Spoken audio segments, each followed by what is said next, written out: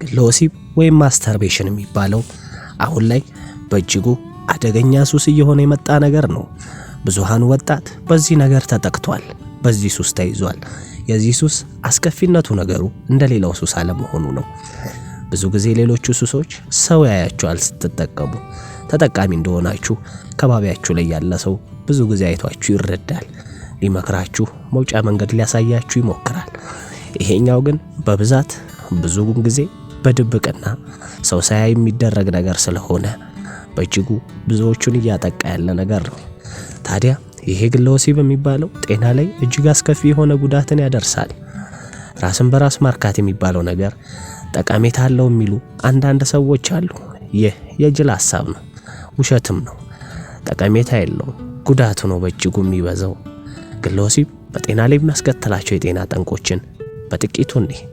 አንደኛ፣ ብልት እንዲቆስል በማድረግ ለሽንት ቱቦና ለዘር ቱቦ ኢንፌክሽን ሊያጋለጥ ይችላል።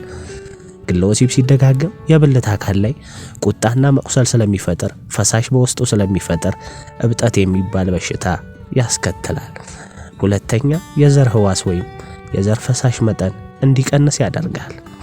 ሶስተኛ፣ ድሃት የሚባል የጤና ቀውስ እንዲፈጠር ያደርጋል። ድሃት ከሽንት ጋር የዘር ፈሳሽ ተቀላቅሎ መውጣት ነው።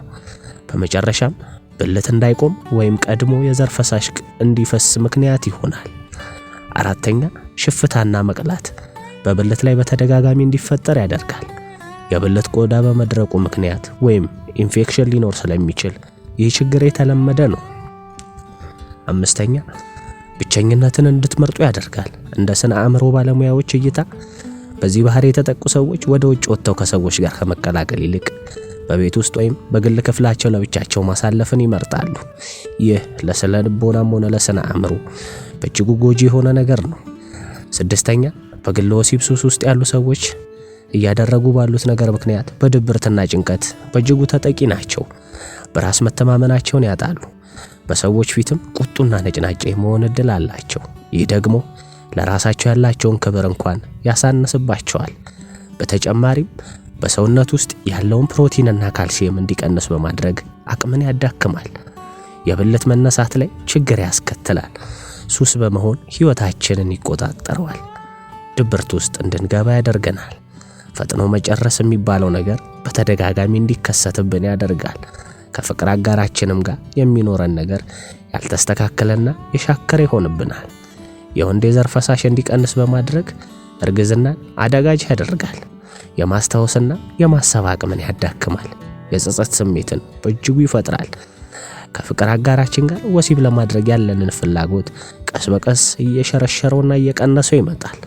ታዲያ ይህ የዘመናችን ካንሰር የሚባለው ነገር መፍትሄዎች አሉት።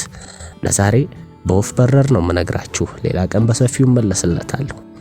መፍትሄ ከሚባሉት ውስጥ የመጀመሪያው ራስን በስራ ማድከም፣ ሁለተኛው ብቻን ላለመሆን መሞከር፣ ከሰዎች ጋር መቀላቀል፣ በነገሩ ጉዳት እየደረሰብህ መሆኑን ማመን፣ አራተኛ ሰውነትህን ማክበር እንዳለብህ ማወቅ፣ አምስተኛ እቅድ ማውጣት፣ ስድስተኛ ራስን እንደ ህሙማን ቆጥሮ ለመዳን ጥረት ማድረግ፣ ሰባተኛ ሴክስ ፊልም የሚባለውን ፈጽሞ አለማየት፣ ስምንተኛና ዋናው በሃይማኖታችን መጽናት።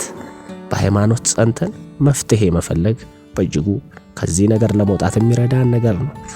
ዘጠነኛ ሲተኙ ጠበቅ ያለና ረጅም ልብስ መልበስ፣ ከተቻለ መደራረብና ከሌላ ሰው ጋር በማድረግ ግለ ወሲብን ላለማድረግ መጣር። አስረኛ ሊረዳህ የሚችል ባለሙያ በቅርብና ቶሎ ቶሎ ማግኘት የመሳሰሉት ናቸው። እስቲ የዛሬውን ቪዲዮ እንዴት አያችሁት?